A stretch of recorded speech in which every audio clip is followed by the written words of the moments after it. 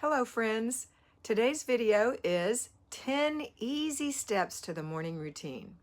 I know that a lot of you just aren't getting up and getting it done first thing in the morning, and the morning routine is what begins your day in a positive way. So let's go over 10 easy steps for the morning routine. Ready? Might want a piece of paper, or you could write it in your planner like I have it in mine. The first step to the morning routine is to get up and get dressed. That means you have to put your feet on the floor and pull your body out of the bed and put your clothes on. Today I put on a pair of jeans and a white t-shirt. I planned it. That's what I'm wearing. I'm wearing hot pink tennis shoes too.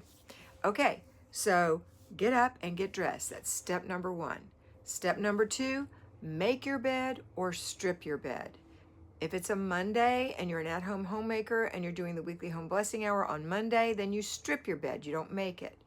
You don't make it. You let it air while your clothes are washing and drying, your bedclothes, and then you put them back on the bed.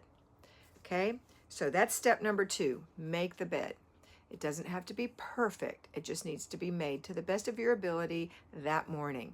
Sometimes the best of your ability in a morning is to just pull the sheets up and pull the covers up and make sure the pillows are at the head of the bed. Other days you want to make everything smooth and pretty. It depends on your mood, and that's okay. Doing it every day, whether it's a placeholder of just throwing the sheets and covers up or you're making it nicely, is going to make you feel better. So that's step number two. Step number three. Step number three is to brush your teeth. I realize that some people want to brush their teeth after they eat breakfast. I, as an ex-dental assistant, prefer brushing my teeth immediately on getting up because my mouth is gross.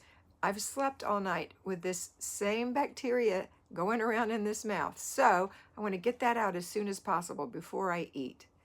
I always end my meal with a detergent food anyway, which is a fresh fruit. Bananas, oranges, apples, these are all detergent foods. Celery, carrots, there's others, but in the morning, your typical breakfast fruits are detergent fruits. If you feel you need to brush your teeth again, go ahead. But I'm trying to make this as simple as possible for you. Get up in the morning, make your bed, brush your teeth. Number four, step four, wash your face. I prefer to use something designed for my facial skin. Skin on your face is different than the skin on the rest of your body. The skin around your eyes is different than the skin on your face, even more delicate. So make sure you're buying something that's designed for your face. It doesn't have to be expensive. I personally use a Mary Kay face wash. I use all Mary Kay products now, and I used to sell it years ago, but you can use anything. What I advise you to use is all of the same brand. They're designed to work together. So decide whether your skin is dry, oily, or combination. Combinations, usually the T-zone is a little oilier, the rest is dry. There's generally three kind of formulations for you. So buy one and wash your face with it twice a day, in the morning and before bed. So wash your face, that's step number four. Step number five is to moisturize your face. I would ask you to moisturize your whole body. Your skin is the largest organ of your body. It needs moisture. It needs to be taken care of. You need to be drinking your water. But you also need to moisturize your skin. But your face, let's get that done every single day. If it's summertime or you're going to be exposed to sun, have a little SPF in it. That's going to prevent your skin from wrinkling. It also prevents burning, but it mainly prevents wrinkling, and it prevents you from getting free radicals in your skin that can cause you to have skin cancer. So, face cream with sunscreen, okay? All right, next is, and it doesn't have to be a strong sunscreen, just something. The next step is step number five. No, that was step number five. Step number six, fix your hair. Fix it. Now, this is not very fixed. I brushed it. That's all I did. And some of us, that's what we have to do. We brush it, we put it up in a messy bun, we pull it back in a ponytail. Sometimes we hit it with a curling iron. Sometimes we have to blow it dry. Depends on what's going on with your hair. When I had super short hair, I had to get it wet every morning because it stood up like chicken hair. And I would get it wet and give it a quick blow dry, and it would look nice. So sometimes that may be what you have to do. That's the advantage of longer hair for me. Once I handle it, once after it's bathed, washed, then I can just have this kind of hair. It's not going to be super beautiful. It's not pretty and curly, but that's what I have. Okay, next is so you're going to do that because it's going to make you feel better. Next is step number 7.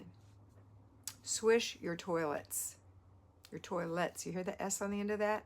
In English, that's plural. Most countries, S means plural. So your languages. So you're going to swish your toilet in the bathroom that you're in, getting ready. And you're going to do step number 8. Step number 8 is swipe. That's wipe out the sink. It's called swipe. Wipe out the sink. The reason it's called swish and swipe is because those are easy. Swipe, swish, easy. Sometimes you just want to do a placeholder, and that's fine. Placeholder is really a swish or a swipe. A single wipe, a single once around the bowl. Some days we feel better than that. We want to do a little better than that. We don't have to kill ourselves. We're not getting on our hands and knees. We're not going around cleaning the floor and the bottom of the bowl. No, no.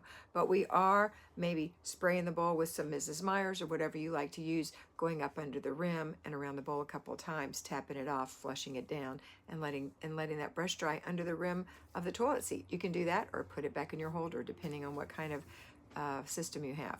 All right, so that takes care of and you can even use that rag that you use to wipe your sink out really well. If you sprayed it with some Mrs. Meyer's and wiped it off, wipe the faucets around the base of the faucets. Then you can use that same cloth if you want to wipe the tank, wipe the handle, wipe the lid, wipe the seat. Then you can take that to the laundry room, let it dry, and then put it in your wash.